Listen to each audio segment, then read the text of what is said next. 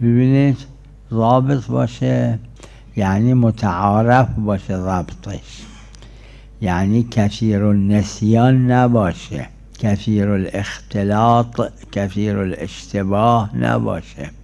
اگر نه هر بشر غیر معصومی گاهی اشتباه میکنه، گاهی قاطی میکنه.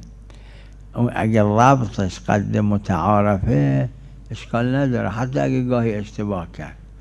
وقت اگه محرز شد که اینجا اشتباه کرده، خب به اشتباه عمل نمیکنه. اما تا محرز نشده، اگه احتمال اشتباه میده، اصل عدم اشتباهه. و اینم لازم عادل باشه، محل خلافه.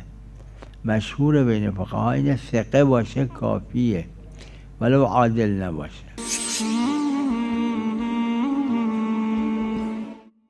عرض کنم ثقه اگه ثقه باشه یعنی شما میشناسیدش، این لسانش لسان صدقه، دروغگو نیست، همین مقدار کافیه. لازم نی احراز کنید که عادل باشه.